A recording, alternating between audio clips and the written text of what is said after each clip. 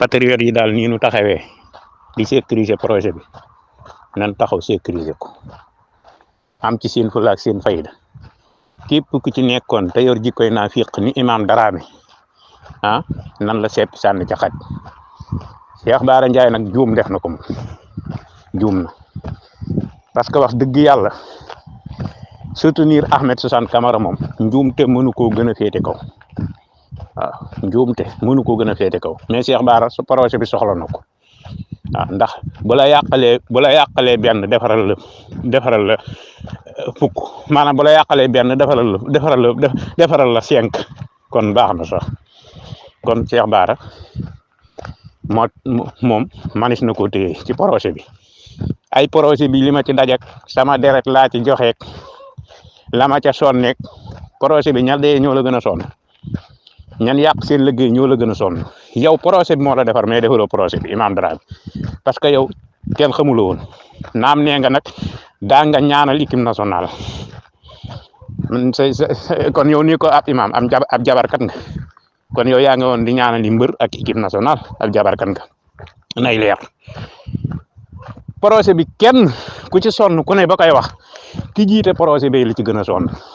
moog leader yi mu àndal moog El Malick moom mi nga doon wax tan takkal ko lam Imam Darame musuma fàttaliku fu ne jàpp nan la waaw benn yoon insulté jooju benn yoon laa mas a dégg te loolu it weddi woon naa ko waaye weddeetuma ko ndax sa jikko tax na du ma ko weddeeti mooy doomi Fuuta Tampi ja lam la waxoon la doomi Fuuta Tampi ja waxoon nit ki nag lu mu am lay joxe faqidu bi say la yoxti li nga am rek ngay joxe man ba ma la gisee laa xam ne mosoo nekkub imam ku ma respecté wut da ngay duul ak ku respecté wut Pape Alé da ngay duul ak yow respecté wut Pape Alé bu fi recruté koo xam ne neexul ñun dañuy taxaw xeex ko ne ko na dañ Pape Alé nit la rek ñun Sonko sax ba defee lu dul yoon day taxaw ne ko na dañ yow nag moom yàlla moo la feeñal yàllaa la feeñal yow Imam Darame sa bopp képp la ñor nit ki nag bu ko boppam ñoree tam teel a feeñ loolu sant yàlla la ci patriote yi war a def yow moom bàyyi la ci projet bi génne la ci projet bee ko gën waaw Asma Khadija nag dégg naa loolu dëgg ma ne alhamdulilah bu fekkee ne name gi amut bu amoon it na dañ projet bii de képp ku fi fal te waruñu laa fal ñun patriote yi te ñun patriote yi buñ ko dee wax dëgg ñu ne Sénégal jàmbaar lañ mais ñi ne bitim réew ñoo porté combat ba mu egsi fii nan xool rek keroog ba ñuy dem di càmbar parrainage ya